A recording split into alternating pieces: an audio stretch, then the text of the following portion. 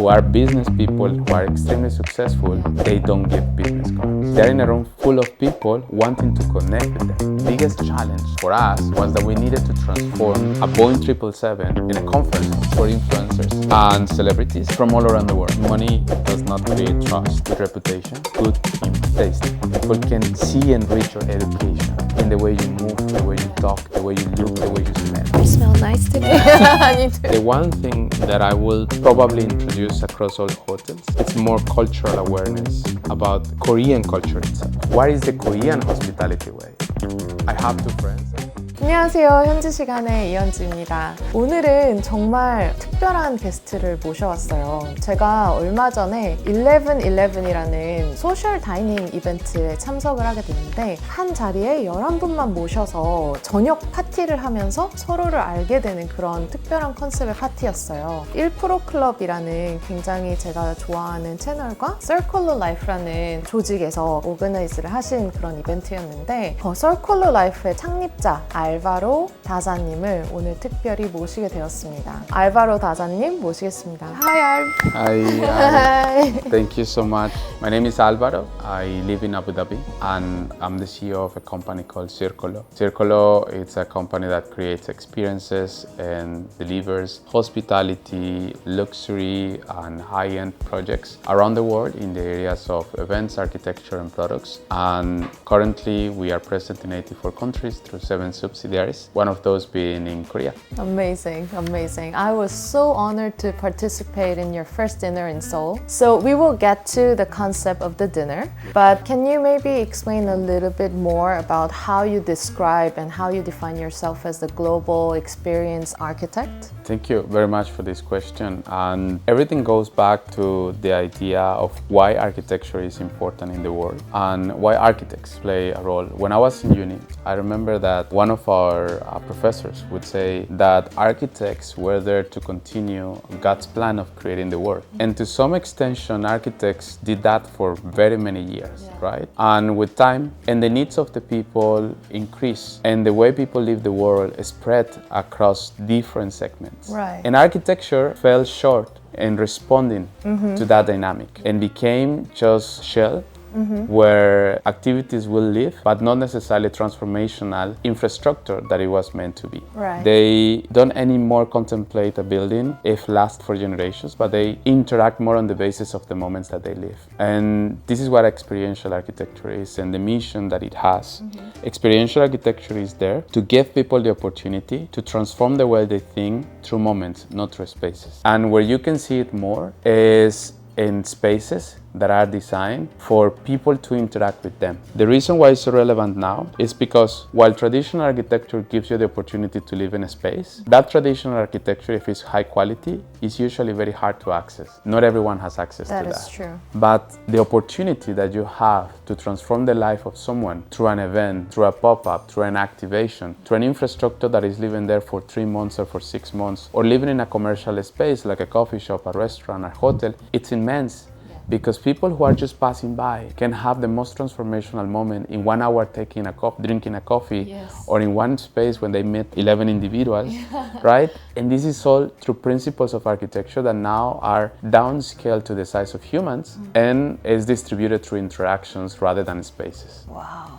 This is great. So now I want to move to the 1111 concept. It's just one of your initiatives in Circolo, right? Yes. 1111 concept was happening everywhere in the world, it seems. So tell me more about how it started, because I love the story you told me during dinner. So one day we were having dinner at mine with a group of friends. We were 8 of us, and at that dinner I met a friend. His name is Ali. And after the dinner, he was like, I've never been to a dinner where I had so many deep conversations. We just say like, yes, more people should have access to this, because the majority of the cases, people who are extremely busy and always sought after, they don't have the chance to interact naturally with someone because they're always under the pressure of giving their business card or giving some advice or investing in something or doing something. They're always asked for something. So we say, why don't we start hosting something? And he said, you know what? There is this book called Never Eat Alone that I read where I saw how a guy built a company just by having dinner with people. Wow, amazing. Wow. And I was like,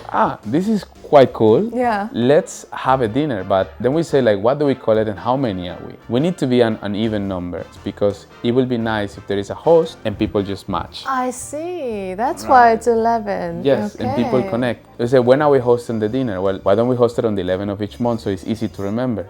So all these people who are extremely busy, who are business people, who are extremely successful, they don't give business cards. Oh my God. The principle, they already made it. They don't need to give a business card. They are not in a room full of people wanting something from them. They're in a room full of people wanting to connect with them. So we started. The first dinner was in Abu Dhabi, and it was very iconic because for the first dinner we talked to a friend, and he said, like, "Oh, I want to host it at my restaurant." And this restaurant is located in the Musée du Louvre. I love Museum Louvre over there. It's so beautiful. So he gave us the private room for the dinner. This is insane. And after this first dinner, one of my friends came and he said, like, "Oh, we should host it in my palace." So I'm like, "Okay, fine, let's host it at your palace." What kind of friends do you have? Well, they're super cool people. So they were all like, everyone started just to offer their places and or their favorite restaurants. So the rule became that there will be always a host who will invite 5 people, and it will always be like Circolo invite another 5 people, right? So we will be 11 in total. Right. This is how it started to grow. We started in Abu Dhabi, then we went to Dubai, then we went to Singapore, then we went to Colombia, then we started to host it in different parts of the world. Now we host it in Korea. And interestingly, people who are interested in connections and brands who are interested in connections and who as well work with the same kind of people say, like, we also want to be part of this conversation. So in Singapore, for example, we are launching this upcoming month the dinner series with Vogue magazine. So Vogue magazine and Beyond the Boardroom and Circolo, we partnered to host 11/11 in Singapore officially. So it's going to be the dinner by Vogue with Circolo. Wow. Then we have 11/11 here with the 1% Club. Yes. It was so incredible, and we were so happy and grateful that they decided as well to support us with this. Wow, this is so beautiful. And I want you to explain a little bit more about how I was so shocked because I got the invitation, and the invitation for dinner was at 6:33 p.m. I was like, what is the time? 6:33. And so I asked you that night, can you explain me like the background of this? My mission is to give people reasons to remember. It's important to give people those kind of elements because if you're so busy, you have very little attention span. If I tell you come at 6:33, your mind immediately. Exactly. Because you are used to have meetings at 12:45, at 1 p.m., but not at 1:33. Yeah. Come at a time that you will remember, and then when you come, you have a common story that you share with other people, and that makes the moment more special. I loved it. I think I'm gonna do that. I'm gonna, if you don't mind, I'm gonna take that strategy. Please take it. Great. So we talked about 11/11, but I'm sure you had other projects. What was the very first project that you thought to yourself, this is what I'm meant to do? I had the privilege of being a co-founder of the Colombian Entrepreneurship Alliance. One day I had an assistant and she tells me, like, I need to introduce you to someone. And I'm like, who do you want to introduce me to? Like, she's like, this is a guy who was the founder of the Ministry of Science. And he also founded the Harvard Columbia Club. I'm like, wow, this is interesting. So I went to meet him, and then we went to the club. And then in the end, he says, like, I have an idea. He told me, when I was in MIT, I used to see entrepreneurs come into a bar and sharing stories about their business and talking about what they were doing and so on. And I want to do exactly the same here in this club. So I was like, okay, this is nice. And he says, like, would you be my co-founder? So this guy is 88 years old, right? Wow. And you were how I'm old? 26 or Oh my 24. God. And then he's asking me if I want to be the co-founder, and we just met 1 hour ago. No right? way. Like, and I'm like, I say, okay, what do I have to do, right? So it's like, I need someone young who understands what's happening in the world because I want to give a legacy. And I was like, I wow. love this guy. I love him so much. Felt very honored and very privileged. So I was like, okay, let's do it. And we did this for 1.5 years. It started as a small gathering. We will invite entrepreneurs to come every week. They will pitch their projects. And with time, we will perfect it a little bit more. And we will bring universities as well to support with some mentorship or with some different things and so on. This was about 10 years ago. This is how it started to evolve. And at some point, it went from being like an informal event to becoming an event that was happening every Wednesday with 200 guests. 200? 200 guests. We were like 8 people when we started, right? And then now it was 200 guests in a 36th floor with views over the whole city. It was really beautiful. I fell in love with that whole concept of people adding value to each other and building and doing projects and so on. I met so many amazing people. I was the only young person there. And thanks to this, I was called to represent like the youth in a special table that the government created to talk about entrepreneurship. Thanks to this, there was created a commission in the Congress of the country. Thanks to that commission, the first public policy for entrepreneurs and innovators in Latin America was born. Wow, this is beautiful. What a beautiful story. So I was like, wow, this is the kind of impact I want to make. And making sure that I use architecture as a way to change people's lives.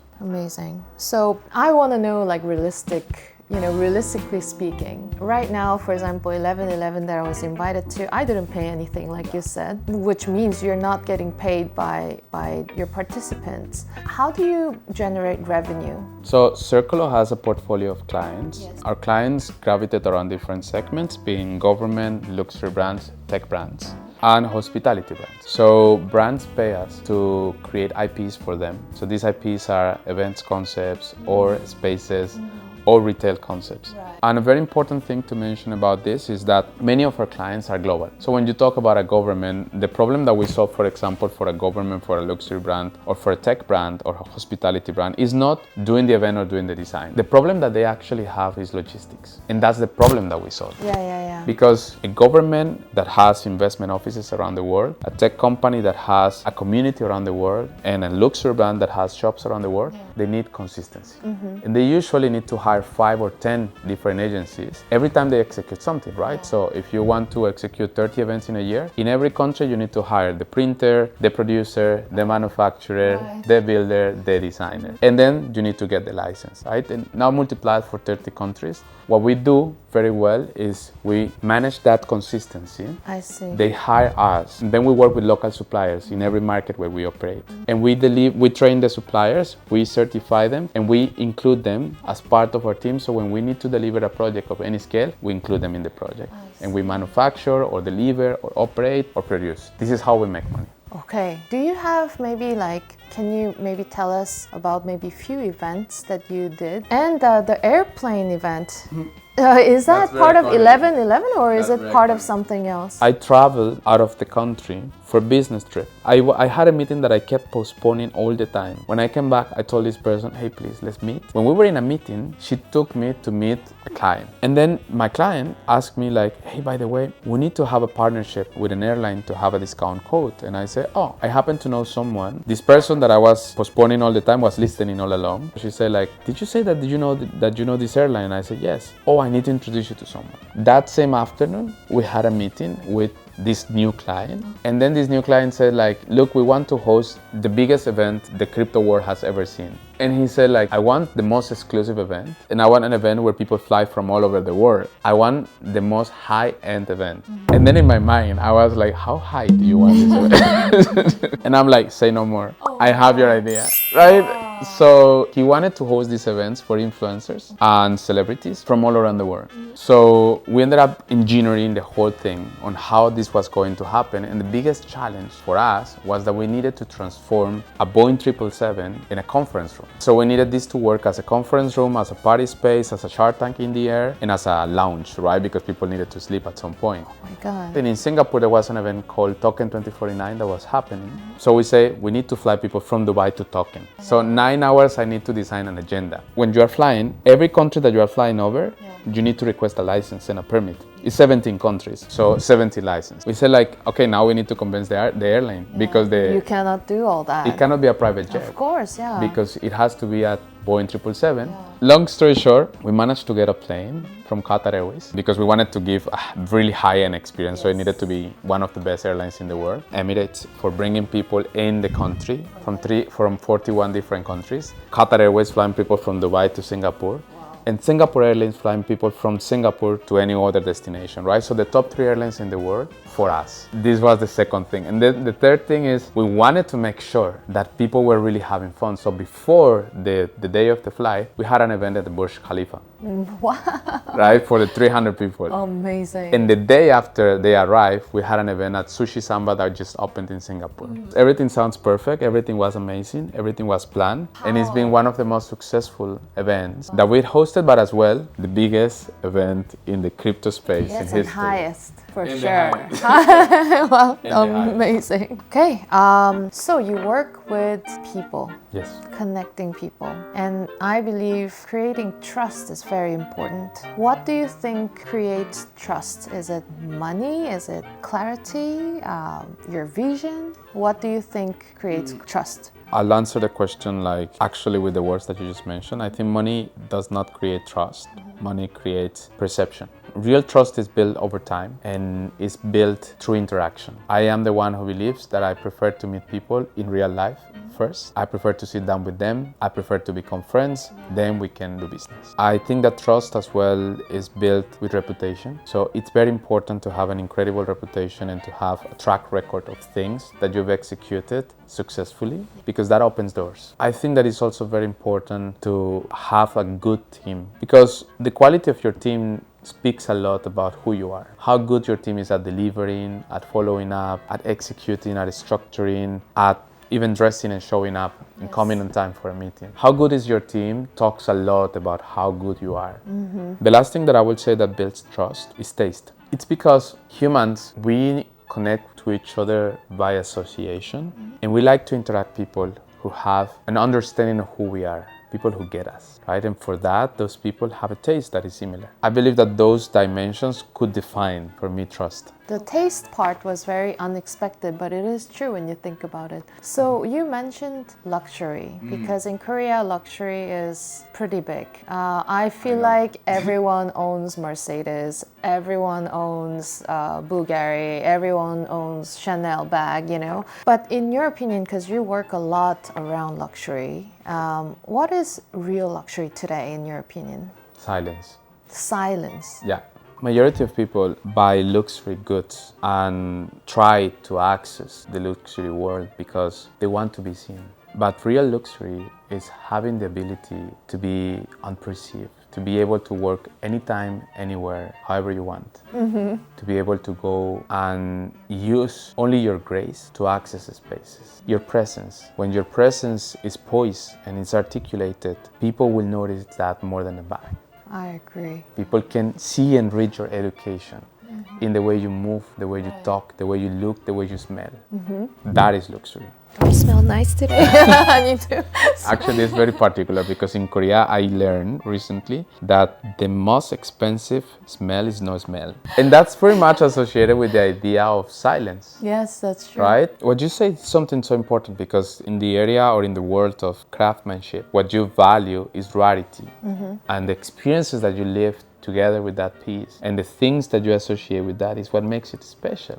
People often forget that luxury is not meant to be bought to presume, but is meant to be bought to connect. That's why art collectors are in similar circles. That's why people who acquire certain experiences go to similar places. And it's because what people really want is to connect. Yes. Absolutely. Wow. What kind of conversation are we having today? This is so deep. Oh, thank you. Like, sorry, this is a disclaimer. I forgot to say, like, I usually tend to talk like this. I love that. Thank you. I really love that. But, you know, I mean, now from luxury, topic of luxury, I want to go to people because you meet lots of successful people. But I think even those people who do live luxurious life or have built empires of of themselves, sometimes they actually don't really know what matters, or they actually don't really know what their own happiness is in the end. Who have you witnessed among the people that you've met who actually have found the real meaning of their work, and how do they look like? There are people who are satisfied with life. There are people who are comfortable walking or going by car.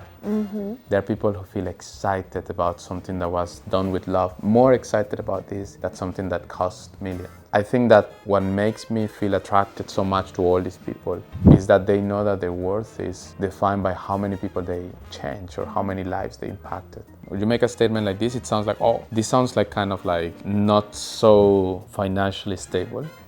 But it's the opposite, because the people that you impact and the lives that you change, as well, is defined by how much money you make, right? In the end of the day, you need to create jobs. Yeah, right? true. And you need to make sure that you make them feel happy, not only by the beautiful things that you say, but paying them well.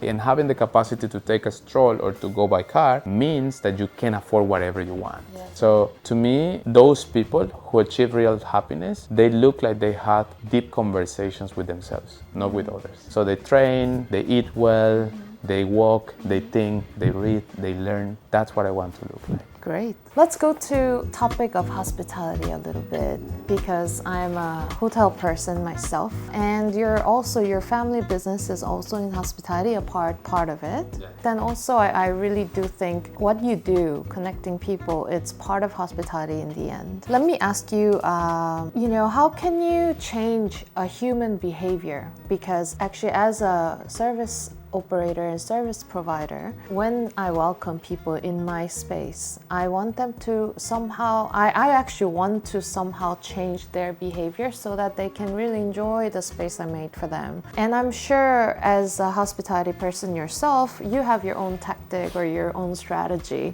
What do you think, how are people's behavior affected by the way hosts designs it? One of the most frequent clients that we have are hotels. We design a lot of the experiences inside hotels. I see. Whether it's the lighting, the material, the interiors, or the things that happen there. Same for restaurants and for bars. Our way of designing is more tied to understanding how people behave. The first question that we ask is, how do you want people to feel here?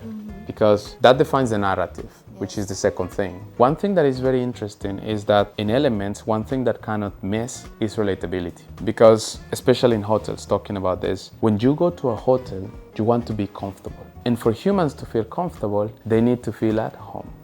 For humans to feel at home, I cannot replicate the home of a person, but I can introduce elements. But for that, I need to understand how they behave and what they want. The last thing that I would say that is important in the experience of a hotel, for example, when it comes down to hosting people and receiving people, more than the service design is the kind of people that I have in my team. There is a huge situation that happens, especially with big brands around the world, and it's that they often hire people who are professionals, who came from a college, who studied hospitality, but not so often hire people who understand the kind of lifestyle that the hotel wants to offer. You hire people who started hospitality, great, but this person doesn't understand why at 1 a.m. somebody would call me to tell me, can you please come here to tuck my bed or my They don't understand it. Yeah. They don't understand why somebody would be working at 2 a.m. They don't understand, like not everyone, but sometimes they don't understand this, or sometimes people don't understand why somebody would come to the gym and not wear shoes. Unless you are part of certain cultures, you will understand that a person who is calling you at 1 a.m. is probably calling you at that time because they are far away from their family. A person who is working at 2 a.m. probably is a remote worker who has a team outside. A person who is not wearing shoes probably is a person who has mindfulness of grounding, right? And if you understand these things, maybe you will offer flat shoes in the gym, or maybe you will offer in your co-working spaces a bite that is a midnight bite or something like that. Maybe you will offer a service in your room that people can choose their blankets or their pillows. The end of my experience is the service. The person who says, I get you. That's the last part of me feeling at home. I don't think I can invite you anymore to my hotel. No, why? No, just kidding. Actually, I would love for you to come and visit. I would love to come. So, how long have you been coming to Seoul for? I started to come last year in October. How many hotels did you stay in here? 9 or 11?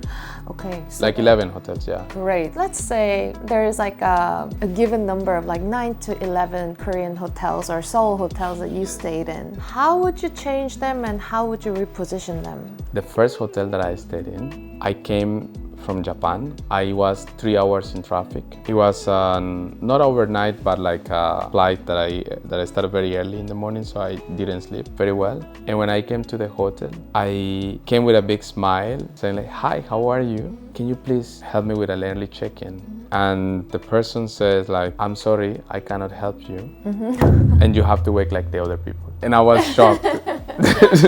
By the way, the reason why I mentioned this context is because in the context of me expecting Koreans being extremely hospitable, this was my first touch with Korean, like my first ever interaction with Korean hospitality. Oh no. But not all the experiences were like that, to be honest. And I think that in a culture that is so respectful, so nice, so hospitable, where people are genuinely so good, the one thing that I will probably introduce across all hotels is more cultural awareness about Korean culture itself. Because I see that hotels try to live up to international standards. Perhaps there is a way to make hotels Korean hospitality way. What is the Korean hospitality way? I have 2 friends I met in Korea. We met like more than 20 times maybe. Every time we meet, they bring me a gift. Like, I mean, little thing, whatever, like they found something on the street, you know, like whatever. This principle, this check-in, how is everything going? So I think to transfer that to hospitality will be an incredible win for Korea.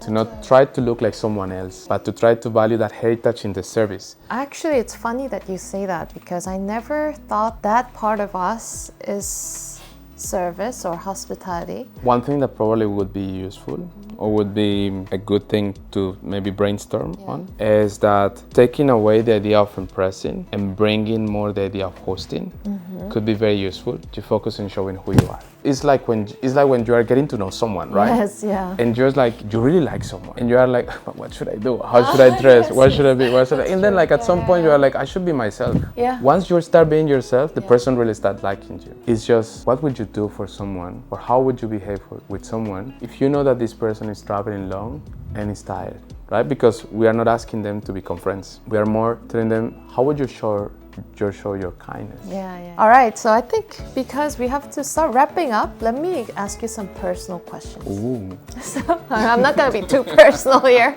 We normally go with your routine. I have to. You do? I have. Okay, tell I was me. waiting for that question. All right, tell me. Wake up every day at 7 in the morning. First 15 minutes I do journaling. Then after that, another 15 minutes I'm stretching, I'm moving, so then my body wakes up for real. Then I organize my agenda, my whole day. Because the day before, before going to bed, I do the same. I write the things that I learn and I organize what's going to happen. And the final thing, I read something called Identity Inc. So Identity Inc., it's kind of a small write-up that collects some of my thoughts, things that I should remember every day, that are important for me to have a good attitude. That's it. That's my ritual every day. Does it change every day or do you write the same thing? It's the same. About like who I am, how should I behave, what defines me, things that are important. Going back to the question about like what I think these people are happy with and these deep conversations they had, I think this is my way of having a deep conversation with myself every morning and reminded me of my value. Can you share with us what your Identity Inc. is? Yes-ish. So I have a calendar, as you see, and so my Identity Inc. is here. So this is it. Every day. Yeah, but it's in Spanish, so but this is it. So I read this every day. It takes me 5 minutes, and then after that I work out depending on the day. I work out early, late, whatever. But this is the most important part of my day. Wow. Okay. This is deep. What kind of legacy do you want to leave behind you? I wrote in 2022 a vision that is a 200-year vision. It's called the 2222 vision, and I know that probably is a bit controversial, but I have a tattoo. Oh. And the tattoo, it's the number 2222. Okay. That represents that 200-year vision. That legacy is composed by the idea of changing the world the people work, travel, and connect via experiences, and using this to develop a series of businesses that include building entire communities or entire cities and transforming them into destinations, building entire system business models. So for us, for example, the next phase that we will get into is start buying businesses, start buying like business like coffee shops, restaurants, hotels, and transforming them into what our idea of experiences are. then starting to build communities and all this. And all of that is with the intention of giving people the chance to connect in real life using what's available and not to disconnect. I wish for you to achieve that goal of yours. I really do. Thank you very much. I feel very grateful.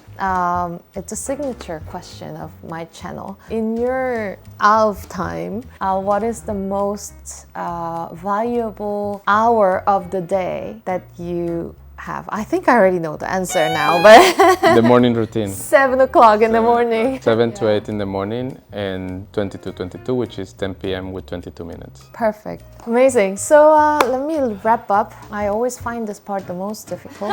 I don't know why it's so difficult for me to wrap up the conversation. 자, 오늘 처음으로 알바로님하고 영어로 인터뷰를 진행을 해봤습니다. 정말 너무 감동한 대화였던 것 같아요. 우리나라에서 보통 럭셔리나 아니면 뭐 성공에 대한 단어들이 돈으로 정의된다고 생각을 하시는 경우가 많은데 내면의 가치를 훨씬 더 중요하게 여기시는 알바로님과의 대화를 통해서 저도 굉장히 많은 생각을 했던 것 같습니다. 이 대화를 보시면서 어떤 생각을 하셨는지 아래 댓글로 함께 공유해 주시면 너무 좋을 것 같습니다. 자, 오늘의 현지 시간은 오후 3시 10분입니다. 감사합니다.